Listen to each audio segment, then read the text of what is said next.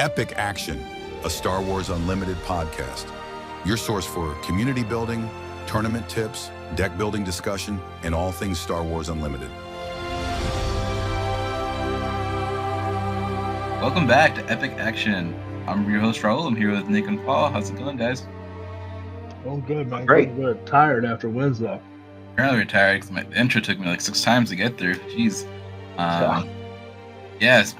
So Wednesday we just had the Showdown at your hobby place, Fredericksburg. How are you guys feeling from that? Still recovering? Recovering, because I've had 2 long days at work that I did not get a chance to just take it easy. Yeah, me either. So we were there until about 1 a.m. because we did a showdown in the middle of a week on a Wednesday night. Great. We had 13 players. We did 4 rounds. The top cut to top 4. We're getting into that in a minute, but Yeah, so I guess we just wanted to start by talking about our Discord. We have one. We'll be sharing the link in the video with when we post this. Hoping you guys will join us. We'll have deck discussions and a place for us to hang out and talk. We also want to talk about our Discord names. So both Nick and myself have Darth names. Nick, why don't you start? Why are you Darth Kane? Well, I loved Cad Bane, so I figured it was something evil that I needed to pick. And then I was like, oh, crap, there's already a Darth Bane. Can't really go with that, otherwise it's going to confuse everybody and just feel like I'm stealing it. I wanted something unique. So kind of just taking Cad and Bane, putting it together, but I'm also a Carolina Hurricanes fan, so Canes fan there. Hockey for all the non-sports people. Yeah, so I'm a huge hockey fan, huge Canes fan. So it kind of fits a little bit. I just wanted to do something fun. Everybody, you and Ryan had Darth names on your Discord, so I was like, screw it, I'm gonna do it too. Very good. So I started using Discord around the beginning of the pandemic. And at that time, I created my username. It's Darth Skexel. People are always wondering where that's from. It's Dark Crystal. It's the old Jim Henson puppet show, puppet movie. It's all about post-apocalyptic type world where this Dark Crystal controls everything. And at that time, they had just released a Netflix show that was like a prequel to it. That was awesome. I was very much into the lore of that show. So that's why I kind of picked that name. Skexel is the evil, one of the evil main characters that's in the prequel and the main show. Okay.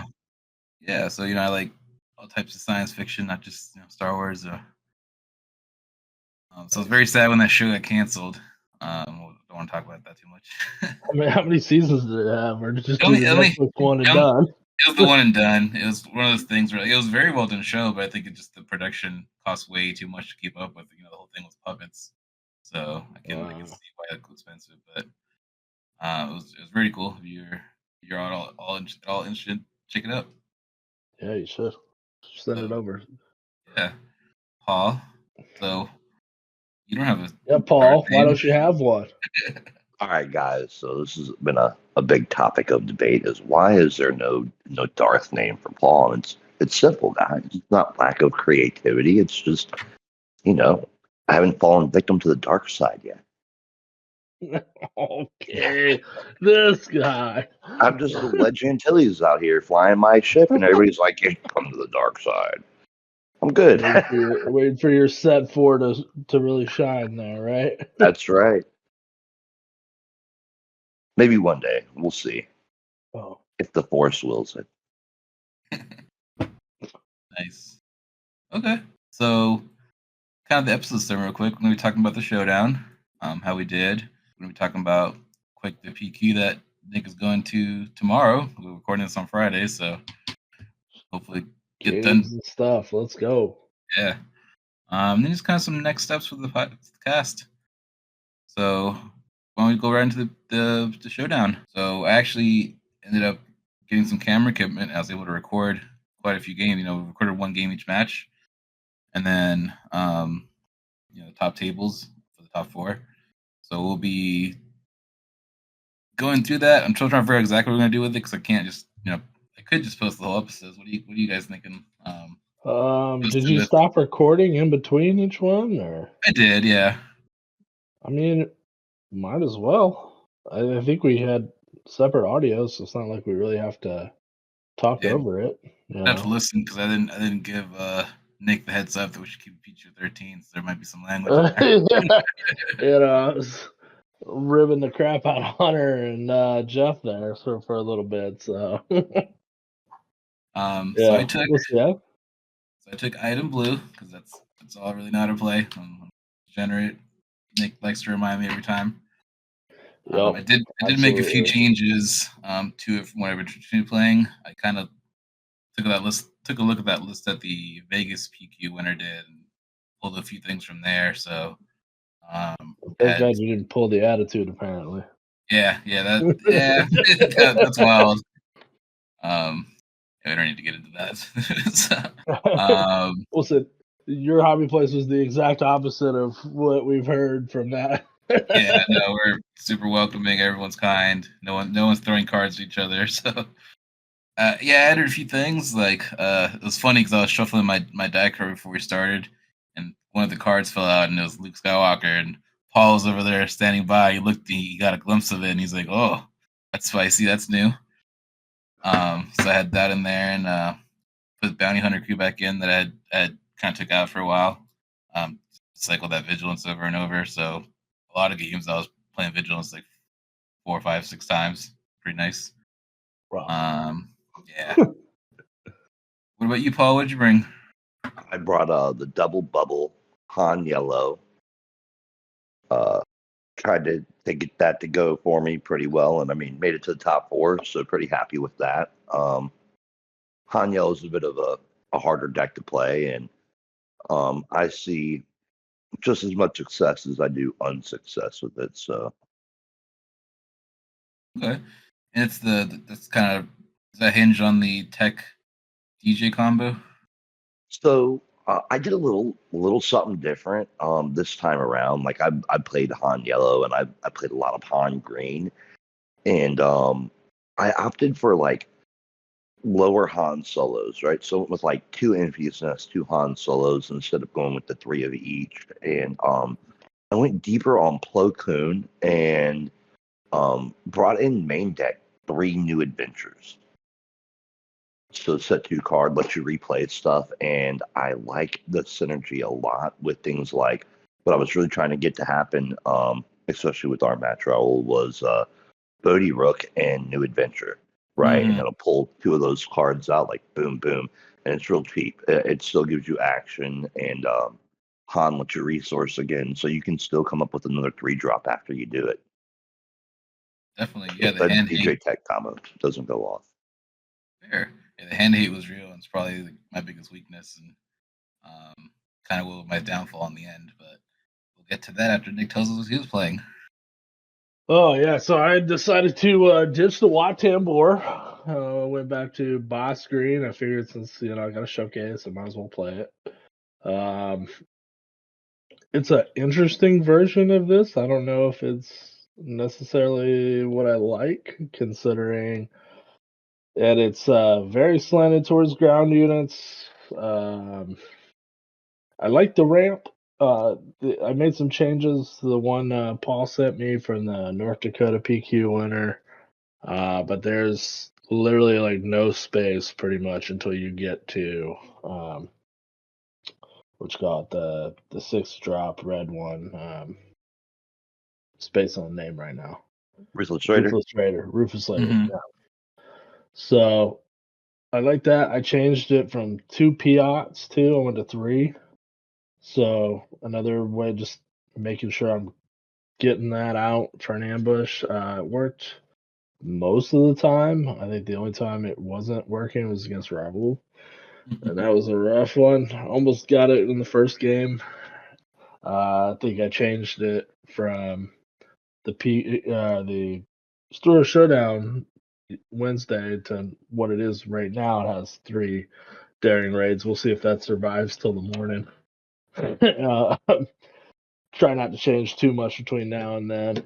Yeah. But everything was going great. I mean, I 2-0'd every round until I got to the fourth one. And then I got whooped by the eventual winner. So yeah, I like it. I'm gonna change around the sideboard a little bit and probably take it tomorrow to the PQ. Yeah, I mean, I was a little worried about Sabine or some of the other aggro ones, and I played Sabine in both. What was it, Kylo Red? Yeah. And yeah, they were not. There was nothing they really could do. Yeah. It was really not bad at all. I know Jeff was playing Sabine. Was anyone else running Sabine? I think Tim. Terry was. Or Tim. Terry was Tim. playing Yeah, that's Kylo right. Ren. Yeah, Tim. He was. Tim was running Sabine ECL. That's right. Yeah. I played Jeff though in his Sabine ECL, Yeah. which he said he changed like 15 cards from going fourth in the PQ. But yeah, it just did not help that I was ramping to 5 when he was on 4. So why don't we go just give me a couple of rounds real quick? So Paul and I actually got paired up the very first round. So from your perspective, Paul, when you sat down to play against my control deck, what was your strategy? So right from the get go, like, I want to say when we went to PQ, I heard you say something and it stuck with me. And even with you saying it and it being in my mind, I still kind of ignored it a little bit, which was like, be mindful of the time when you're playing against the control, right? And the blue Iden it's oppressive, man. It's just it will, no matter how much you hate on it, it will cut you down at the knees if you just can't get everything out fast enough. You can't do one a turn. You have to do two. Even then, sometimes that's not enough. That looming super laser blast on turn 8. Yeah, you gotta you gotta go fast too, right? It's like, how do you do it? So you're thinking like, okay, well, I need to tech DJ and steal a resource to prevent those super laser blasts, the Iden flip. Quick enough, maybe a vanquish. You know what I mean? Like if you can get it right at the beginning of turn 5, you can get rid of a vanquish. The problem is that you really can't, because you're going to get the power of the dark side on turn 3, or you're going to get merciless contest on turn 3, right? So like there goes your tech play on 3, which takes away the 4 into 5 ramp with Han to get the DJ out, right? So you got to kind of play around it, and it's really like, do you want to concede? You know what I mean? It's like, I need to get to my sideboard. I need to get wider instead of heavier. The units are all really big bodied in Han Yellow. Liberated Slaves, Plo Koon, Tech, Kira. These people all are coming out with like a 5 on the back end, except for Bodhi, who's the 3, right? And so you Yeah, just want to kind of get wide. he was definitely like one of your best techs against me, him and Kira. So yeah, so when I sit down, across from Han Yellow, my goal is to kill Tech on sight. Doesn't matter what else. If I see Tech come out, he's number one target because can't have you steal my resources and slow me down. So I think you did manage to pull out Tech both the games. But I Yeah. would just immediately and you did pull the combo out, the DJ combo. I But I would don't just think I did the you combo, don't but I think you did did. steal a resource. Okay, you just steal a resource, and then I just immediately killed your guy and got it right back. Yeah, I So, tried. um, so yeah, I think our first game, did I deck you out on that one? Yeah, Yeah. So I yeah, think so the, decked out on both of them, right? Like, I think Yeah, so. you decked him out on the second one definitely when I showed up. Okay. Yeah, so against that type of strategy, I just need to weather the first like 5-6 turns. I shouldn't take too much damage. Not letting him steal my resources. Um, take out any heavy hitters, and then once I'm past there and I hit the field with super laser blast, hopefully I have a bunch of removal still off my hand. I can just stop whatever he drops as I'm continuing to mill him. That's kind of how that game went. So I ended up winning round 1. So second round, I got paired with Rick, who, spoiler alert, he won the whole thing. Great player. As long as I've known him, he's usually the guy who takes me out at a tournament. So it continues the trend. He was playing Quinlan Tarkentown. Yep. He'll share the list with us, and we'll be posting that as well. And he thoughts on the list were basically he didn't want to lose against any archetype just by having to sit across from them. So he prepared a lot of different situations. So his deck is heavy on the hand hate, just because he knew that I play heavy control. I think there was a couple other control players, but he didn't want to just have to. He got paired up against me, just auto lose because he didn't have the answers. Oh boy, did he have the answers! So I was able to beat him. I think he only lost 1, maybe 2 games that night. I got the first game, and that was by decking him out, just like being able to stay ahead of it. And then he sideboarded. He went to round 2, and the amount of hand hate, like I was just top decking. By like turn 6 or 7, there's not very much I could do. I just had to hope that I was pulling the right cards, and he just kept overwhelming the board with stuff I couldn't kill. He got round 2 on me. Yeah, I put it as Hunter round 2, Oh. which was or no. Yeah, I put it as Hunter. Palp Green. And yeah, I just ramped so much that by the time he even got to Palp, I was kind of already there. It did get a little scary one of the games, and then I ambushed a reinforcement walker, went down 6, and then basically was back at 12 by the end of the game. So yeah, I do love the boss there, having that ability to kind of not only like you, Lauren, heal, but not really lose anything on attack, just trying to heal. I think too often, like the blue, it's like you're sacrificing, damage output for healing, with maybe the exception of like Luke or something. But other than that, Who was your round 3? Round 2 or so on round 2? My round 2 was Tim, actually, and it was a really tight round. So, like, I played against Tim. He was running the Sabine ECL, and the first round was just another walk in the park for Han, right? Like, Han Yellow doing Han Yellow stuff, got the Tech DJ combo off immediately, like, slowed down Sabine hugely, and just ran away with it.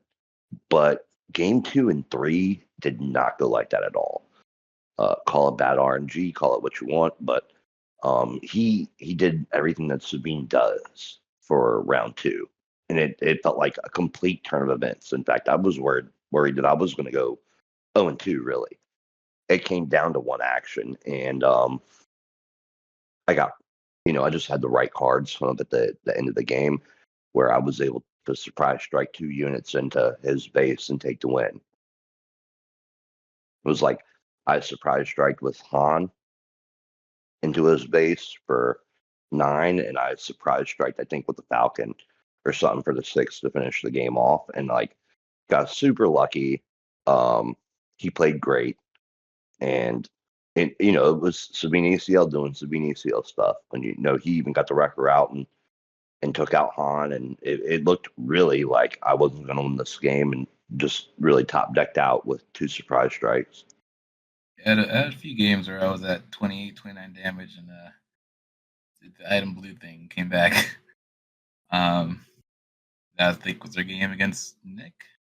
Yeah, I had you up at 28. I was just looking for that one, Daring Raid or a, Maul to come out, and it just didn't happen. I figured if I could get you there again and sideboard in the Crate Dragon that I had there, that'd put me over.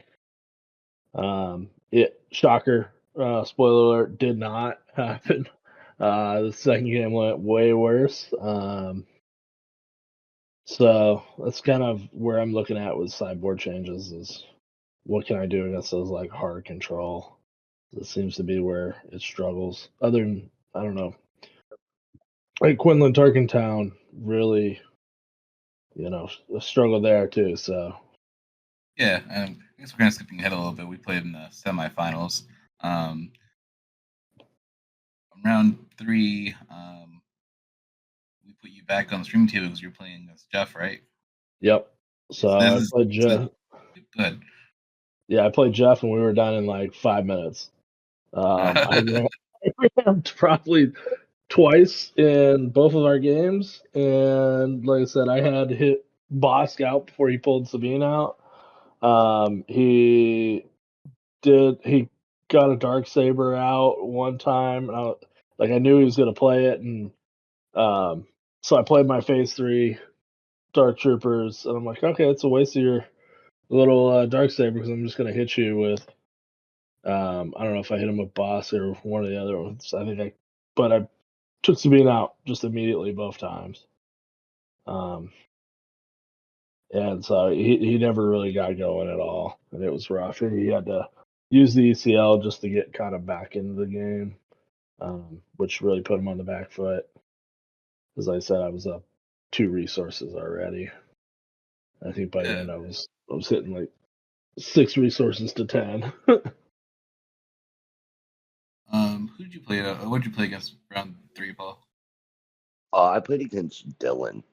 I'm I hate to do Dylan like this, man, but like I'm trying to think about what he played, and it is not jumping out at me. Like we kind of get in the zone in some matches, and I don't remember what he played, but I remember like telling him, I'm like, hey man, if you haven't played against Sandiela yet, like this is sort of how it goes and the mechanics. So you kind of wanted to read Han, and I was like, sometimes it's quick, man, and sometimes it just falls flat. Like it's easy to mess this up.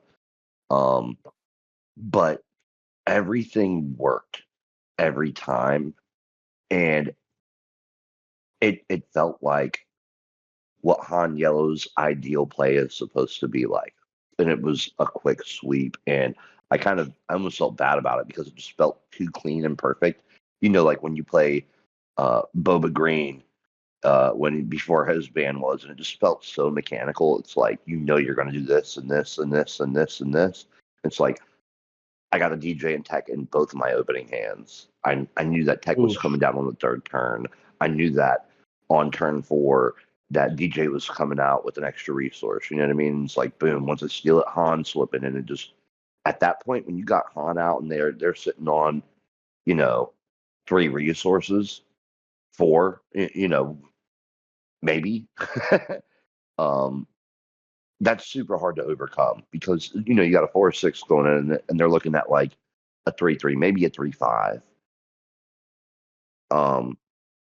Yeah, and I just walked right through it, and he played well, and like I could tell it was just like ugh. Yeah, You know what I mean?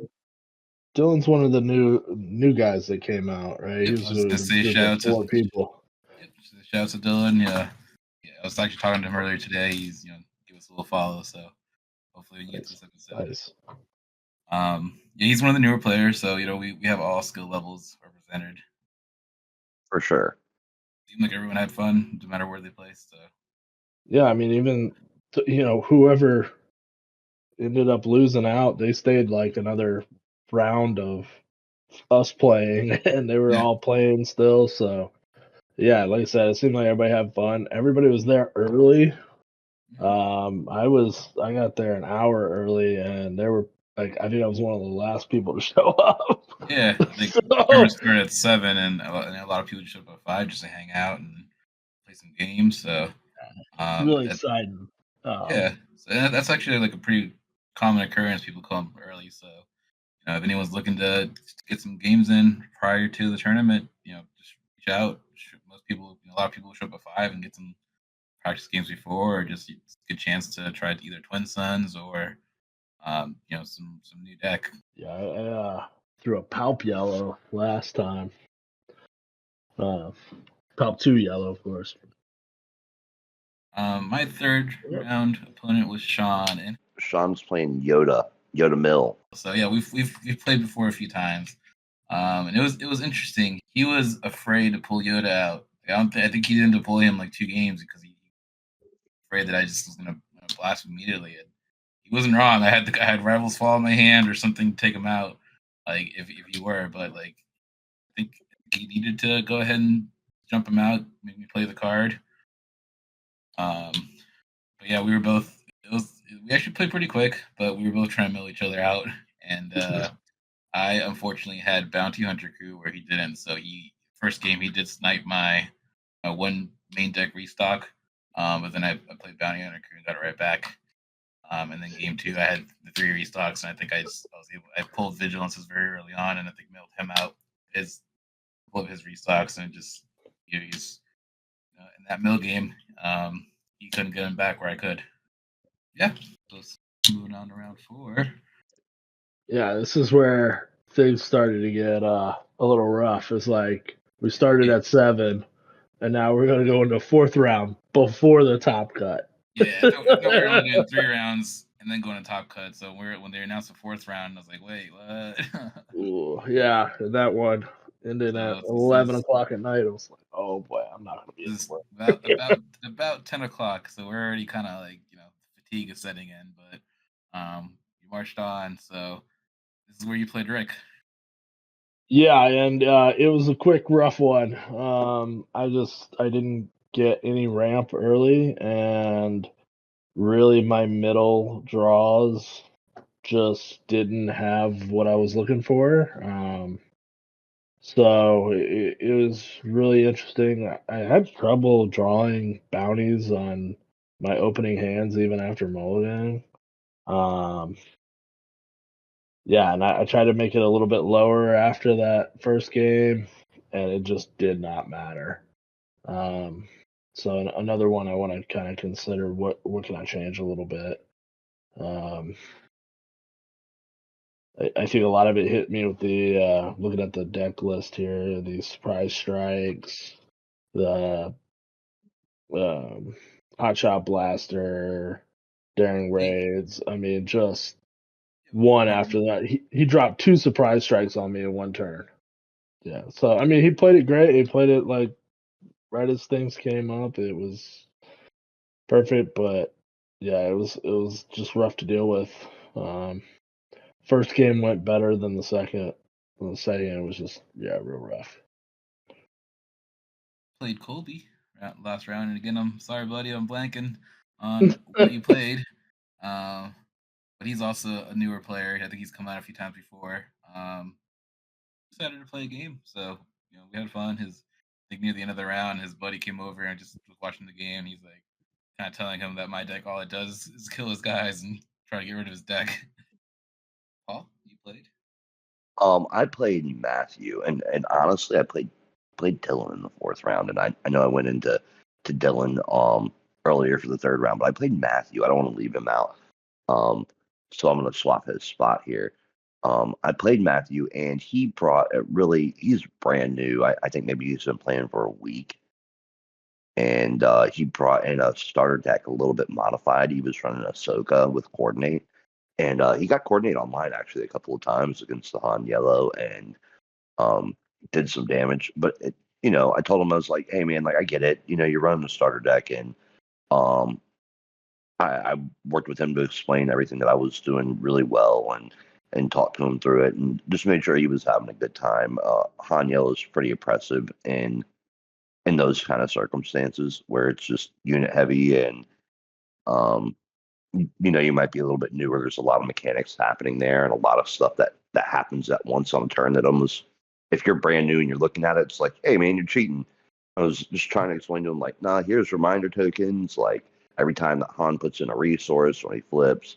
And so I just wanted to make sure that he stayed on board and that he had a good time because we really want to see him back. So I invited him and sent him a link out to the podcast too. So hopefully he catches a listen, and I had a good time playing him. He was a good sport about it. Yeah, it was exciting seeing all of them right before, just like throwing different cards, changing cards around, like, hey, let's try this, let's try that. And then just leaving it up before they started the tournament. So, like I said, it was pretty nice. This was in the quarterfinals, so then we went to top 4, and yeah, untimed rounds. So we were starting at 11 p.m. Yeah, starting at 11 p.m. Untimed rounds against Iden Blue. What could go wrong? But I talked to Paul earlier, and if we had gotten, because I thought you were still 3-0 going into the fourth round, so I was like, oh man, I'm gonna get paired up against him. And what do I do? Do I scoop the first round and just go to the sideboard and we'll go from there? So now that I didn't have to worry about that, we played it out. Actually, like I said, got closest the first round, um, and just couldn't close it out. Just needed two more. I don't know what your perspective was there. Yeah, I mean, so knowing you're playing bounties and I just really didn't play any units until after I killed boss because I just didn't want you to get that double bounty off on anything. You did get the one bounty lets you look for units times off later in the game. That really helped your board state, but I was just basically hanging out. Was there game one that you got me 29, 28? Yeah, it was game Yeah, one. I thought you had that in the bag, and I did too.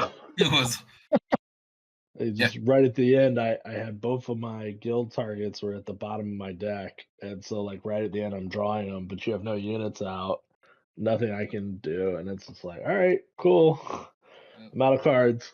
Let's go to the next match. the middle on that one. And then how did game two go for you? Game two just went downhill early. I think you had like all three vigilances played within like 4, 5, and 6 turn. Yeah, I think I pulled two in my opening hand and then drew the third one, like second Yeah, or third it turn. was just mill after mill after mill, and I mean, even though I threw after in my whole sideboard, Mhm. it just didn't feel like I could get to where I needed to be. It would always disrupt me just enough, and then, the turn we talked about while we were playing is, the relentless coming out after you'd already played Power of the Dark Side once. I was like, well, I gotta play it, otherwise you're gonna hit me with that Luke, and then I'm still gonna be behind. You're gonna hit me with Luke twice. Um, and it's gonna be hard to close it out at that point. And so you just had another Power to the Dark Side there. Had two in hand, yeah. Immediately after, yeah. Yep. And Um, you said you did play the Crate Dragon. I think you had like three heavy hitters on the board. You had Crate Dragon. yeah, something So crazy, and you're just like, but bye. yeah, so because of the vigilances, I was pretty sure I had like maybe one or two damage. So I was like, all right, super laser Yeah, blast. I can take 8 damage and be fine. yeah, it wasn't bad at all, and that was the thing. But if I had it like in the main deck to where I could just play it, it would have, I think, made. I was hoping I could replicate game one, or at least get close enough, like 24, and then that makes it a little different. I think you actually were the only game that I sideboarded Luke in and used him, just because I knew Yeah, you're going hard for my base. He was a little bit of removal and healing. yeah, and I mean, it came out at the right time, so yeah. Yeah. Trying to And figure out how much of that's going to be present tomorrow is really where I'm at right now. so yeah, so Paul got paired up against Rick. How'd that go for you? So playing against Rick, right? It's like anybody that's got an R at the beginning of their name, is out here just messing me up to get this championship, basically. Really oppressive with the hand hate here, and um, Rick's a good player, and he's the kind of good player, along with you, Raul, that makes good players feel like they're silly. You know what I mean? It's like, like no matter what I do here, no matter what I resource, no matter what I'm playing, it feels like they have the right answer Mhm. for it. Yeah. And the hand hate that came with his version of Quinlan here doesn't help Han's case, who's already hating on his own hand, if that makes any sense. It's like, who's the worst of the best of both worlds? It's like you're looking at, man, I have a cunning or, a Han Solo in my hand that I have to resource here in order to make anything happen.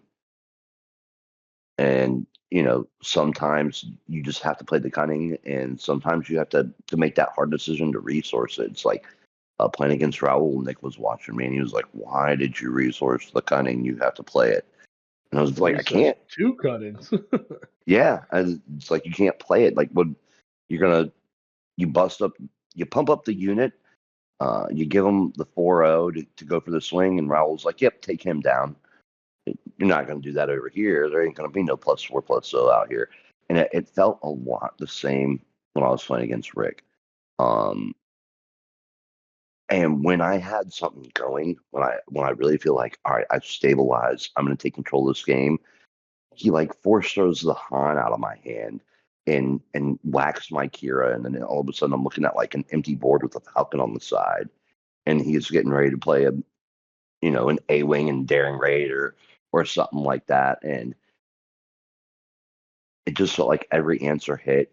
And then pops in Ezra, and now he's playing 2 cards a turn, and I can't catch up, and my hand is gone, and I'm just playing off my top deck. I can't afford to resource. I'm sitting on 6 with Han, and just trying to squeak something out here. And every time you do, Plo Koon comes in.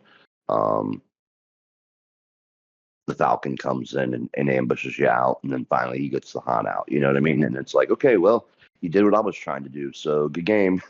Yeah. Move on. Like Yeah. his deck, looking at his list, now, almost, outside of the red stuff, is almost exactly what I'm playing, right? Like, I got the Bodhi Rooks inside of the Ezra spot, but he's running the 2 Hotshot Blasters. He's got the Plo Koons, the Kira, the Waylay, the Tech, the Hans, the Falcon, the regular Falcon, the 3-drop Falcon, the 5-drop Falcon. So like, we're running a very similar list from the get go.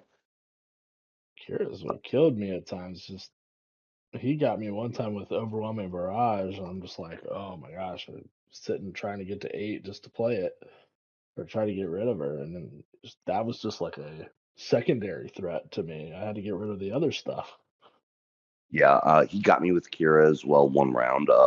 He Kira'd in on, of course, the 4th resource. He's got the initiative, drops Kira first thing, DJ.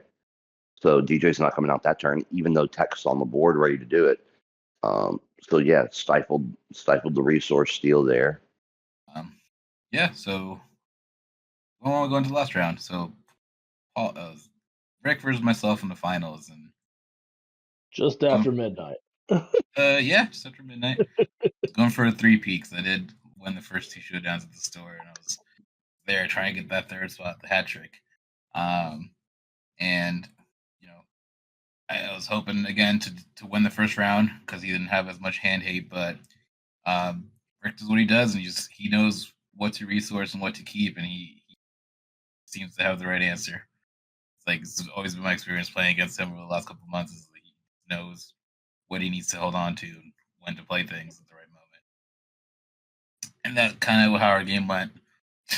First game took quite a while. In both games, I think I got him to 15 or 14 damage, so I was trying to go aggro to kill him before he can get me. But I just stalled out both games. You get to those turns 6 and 7, and I dropped some stuff, and he would just automatically kill it. He would ambush it with Han or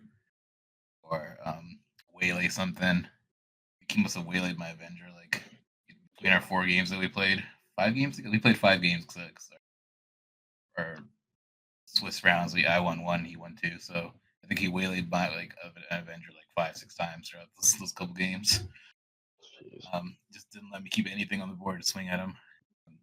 I think what I liked about his deck is that he had a lot of things that, like the Falcon and Cassian, that just I really couldn't answer because I would kill whatever else he already had on the board for her to swing, and then he would smuggle in Cassian, put a hotshot blaster on him, and like, however much that was, or surprise strike. And that's how he kind of closed out the final game on me. He had 2 threats on the board. I could kill one. The other one wouldn't kill me outright, but he had that surprise strike in hand, and that was enough damage to kill me.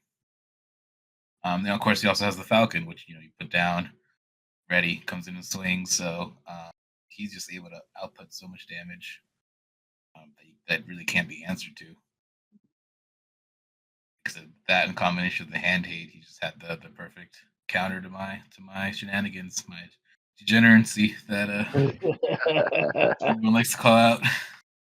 But yeah, first game I got close. I think it was the same situation where I was like at 28 damage and I started coming back. I mean, I must have healed over 100 health tournament. But he stalled me out and I couldn't close the game out. But congratulations, Rick. You awesome to play against. You always teach me a lot and forward to playing you some more. I think he's also going to the PQ tomorrow. No, he's going to Waterloo Games, our whole senior showdown. So Okay. Waterloo Games down in Richmond, Virginia. Cool story. I hope to make it down there soon and in a future community segment feature one of their organizers who's doing a lot of cool things with the community, including some cool leagues. Yeah, I've seen some of his stuff out. I just, Yeah. it's Shout out hard to get down to Richmond area. for you. Yeah, for me it's a little easier, but I totally get that. So shout out to Ruben. All right, let's move on. So a lot of all those games, like I said, we have the footage from many of those games. We're gonna post them in some way on YouTube. So probably try to look at it this weekend and get it out while it's still relevant. Moving on. Yeah, we ended up leaving around like what 1:30, 1 a.m., 1:30.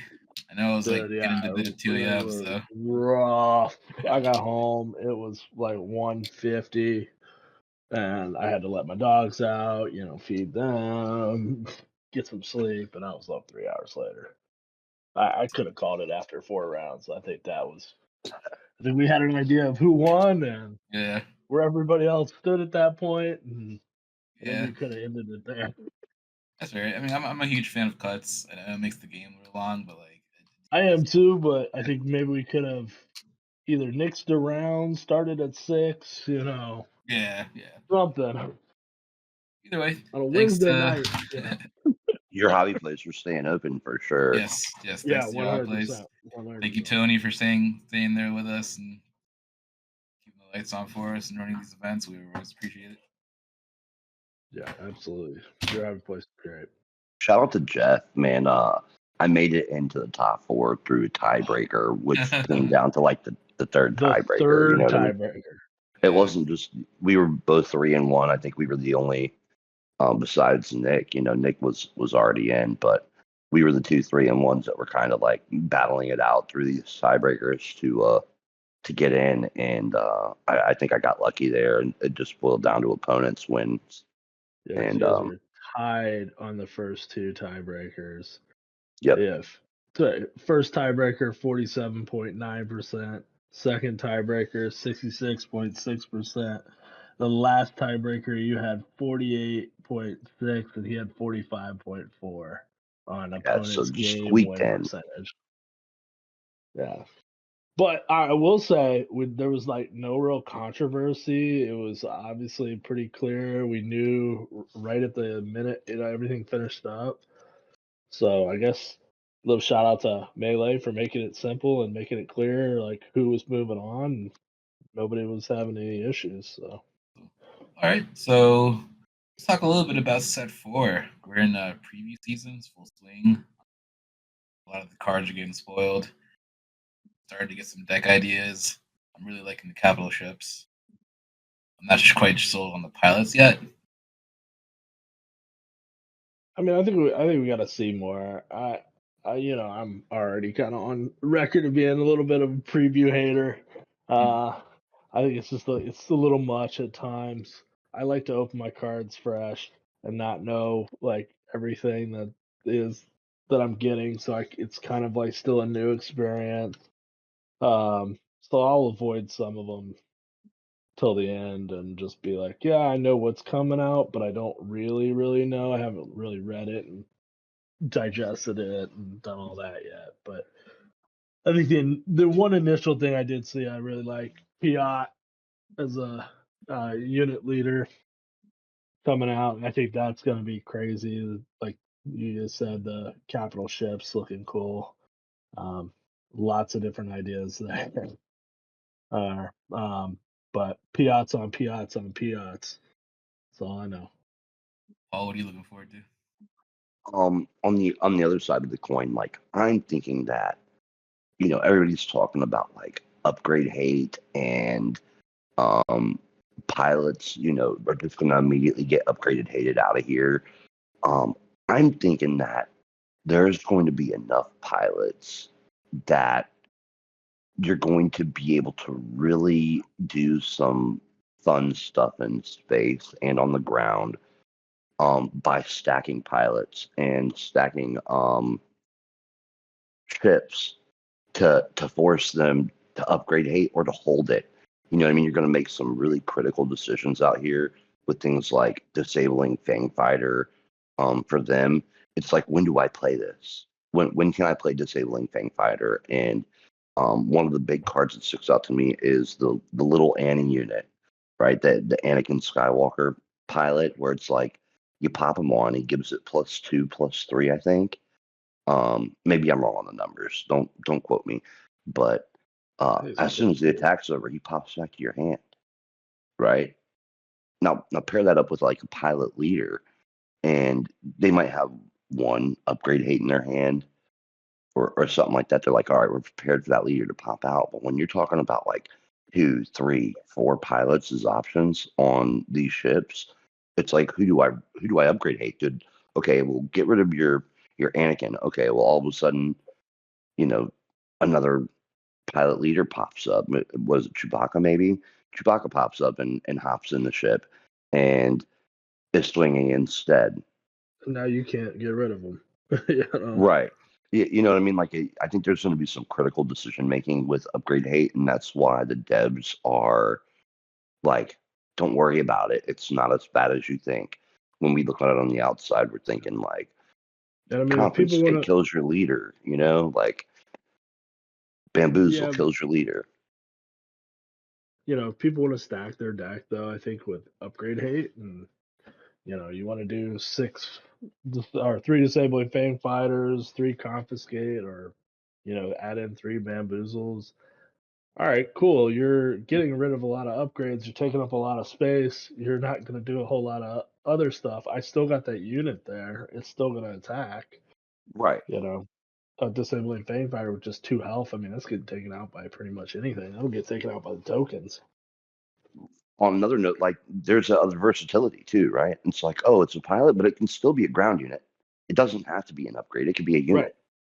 So Yeah. I think that there's going to be some critical decisions when the set does fully show itself, and that's going to bring a lot of deck building fun that diversifies more than just like, oh, we don't have to worry about Boba Fett leader because we can just confiscate him out of there. I think there's going to be more to it than that. Yeah. And I'm sure there'll be some, other cards that maybe don't allow to easily get rid of them, or they bring it back, maybe not with the leader, but your other pilots. Yeah, so kind of along just those lines of having, it seems like this next set's gonna have a lot of wide decks. Like strategies are gonna be going wide because a lot of the cards I'm seeing are like, if your opponent has 3 or more units on the board, do this, or if you have more units than you, do this, or we're going to a meta where we'll probably see just a lot of units on the board. Yeah, I don't mind that. I think it's been needed. The constant just one of each round, it's a little hard to play, and hopefully though they're costed a little bit better, versus some of the, I think in the last set, yeah, we were able to get a little bit wider, but everything was a little bit weaker than everything else, and it was just, oh, I'm just going to take you out and get rid of everything, and didn't really pan out as much as we thought it was. So just to move on a little bit, before you stop talking about F4, Paul had a cool idea to do a 1 card wish list. So Paul, putting you on the spot first. What is your 1 card wish list for F4? My 1 card wish list, and just in general, right? It's been something I've been thinking about since set 2. It's something that I really want to happen, and I don't care which way it goes numerically. Like, I'll take a 20 health base that has no color to it, but is villainy and heroism, right? And you can see it. Like, I don't know if Palp was maybe a test subject for something like this, or if it's on other people's minds. But with like Palp 2, I he mean, is villainy, heroism, cunning, right?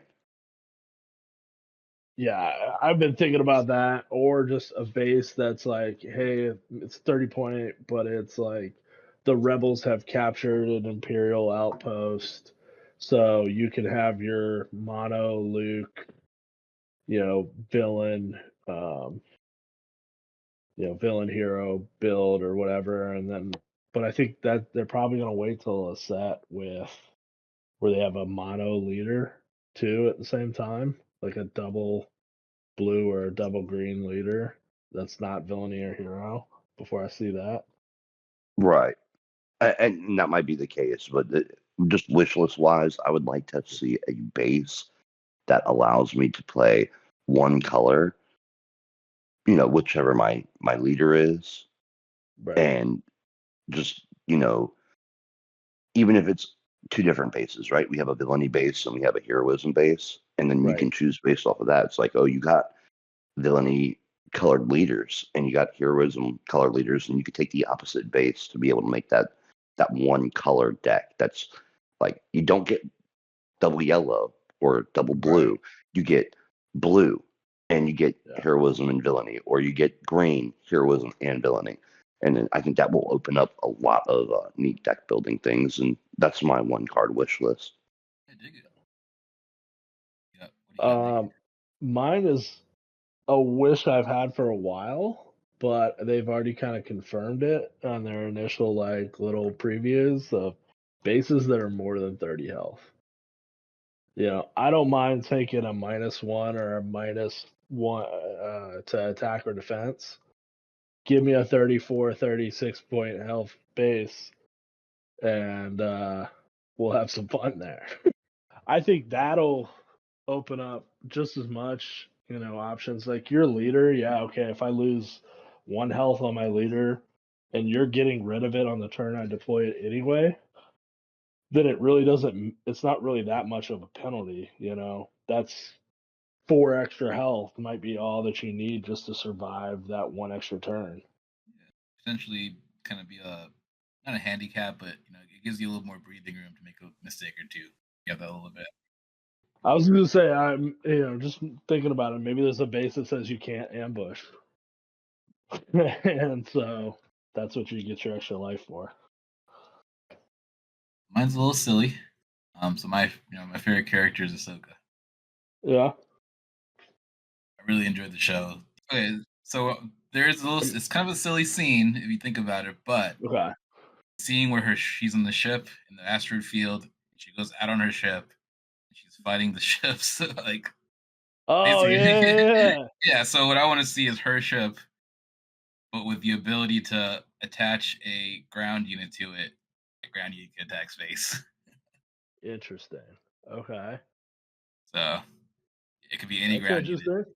Unless you put it on there. So it's not gonna be a pilot, it's not gonna be an upgrade. I guess it Well, would what be if an upgrade. it's just like, allows one ground a ground unit to attack space used once per round? Could be that. That would be interesting. Yeah. I was I think thinking keep it it's unique enough. I don't think we'll see it, but yeah, I I was just like thinking it. of being thematic to the show where she's like on the it's just silly because like all the ships that they do is stay still and shoot, but they fly by and get sabered apparently. Yeah. So Sorry, that as was long my as wish we get list. Chin Batty, you can do whatever we want with that.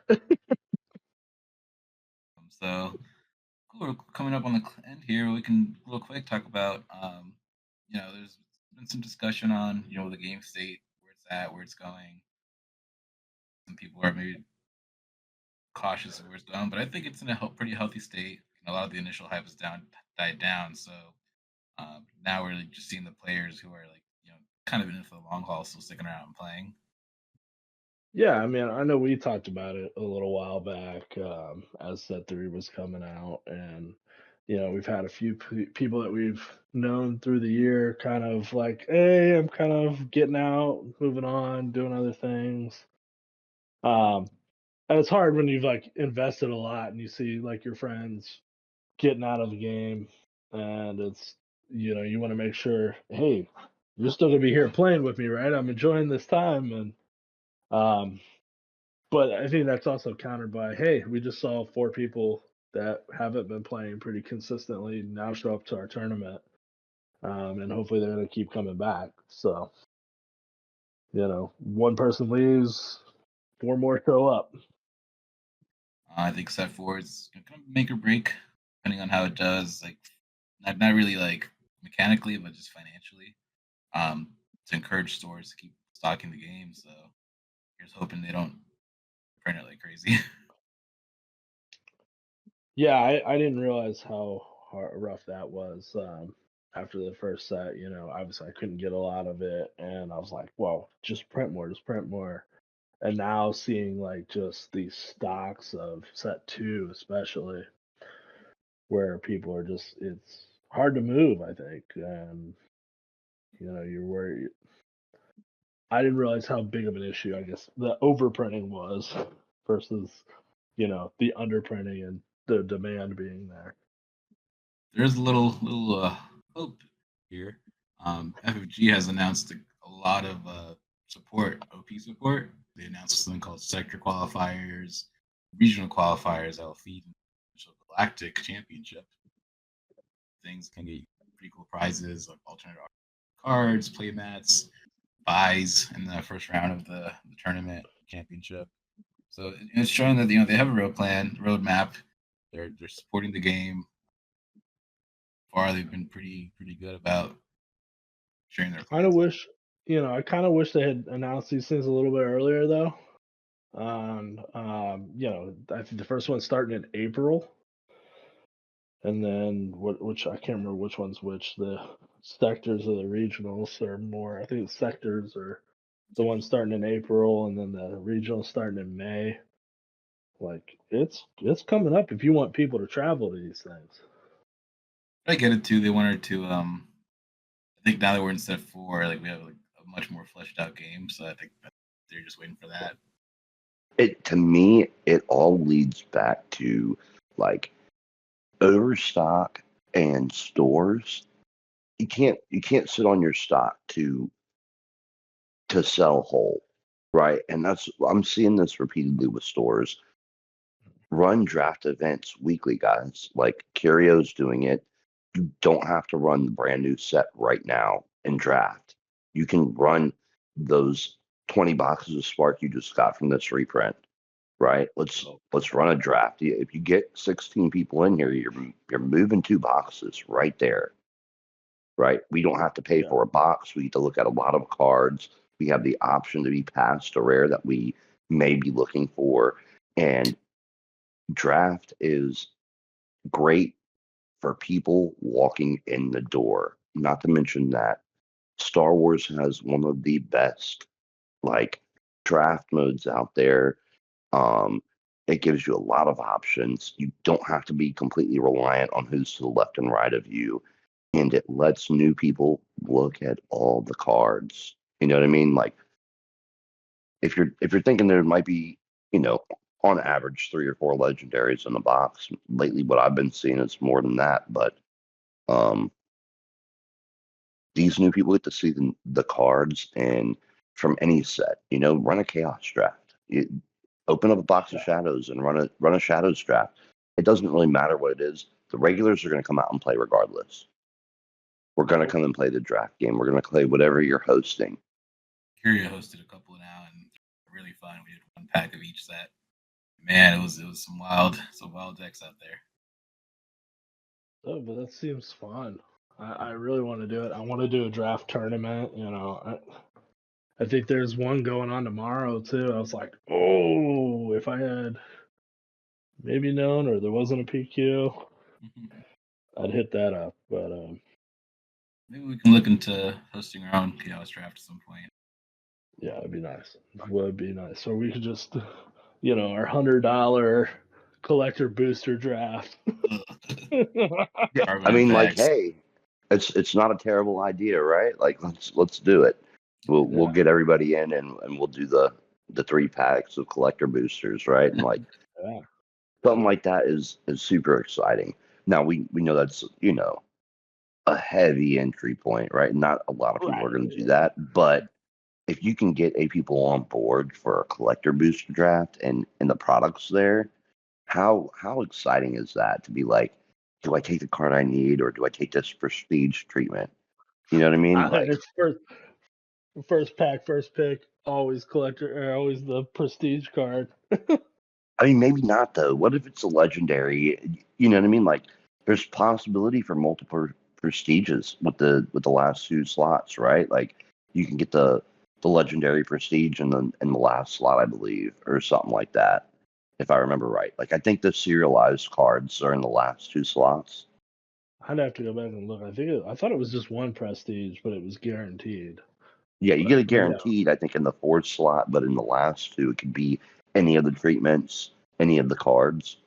And even up to like one of the 250 cards, which is going to have some serious value behind it.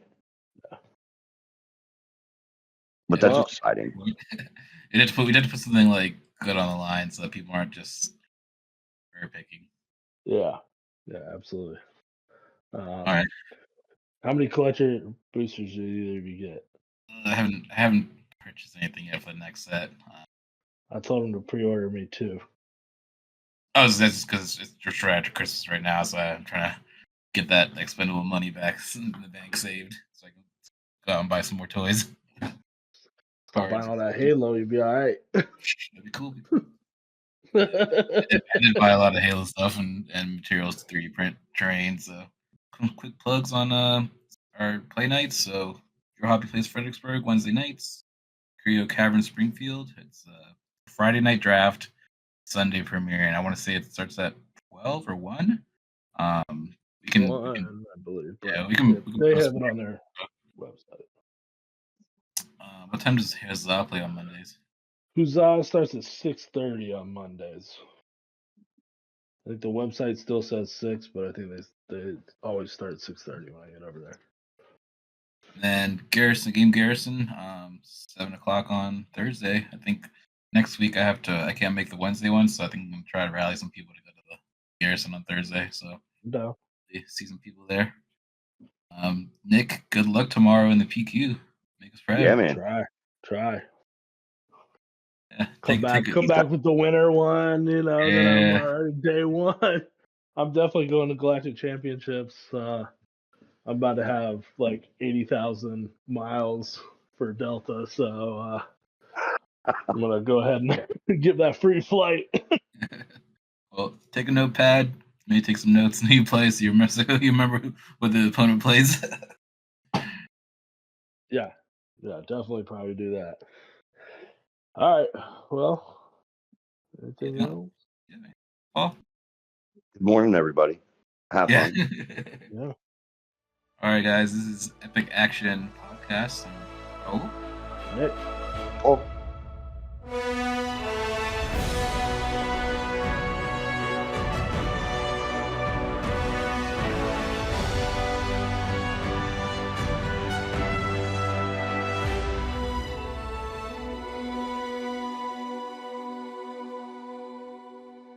That was going to take a little bit of editing. A little bit. Hard warning for you, Craig.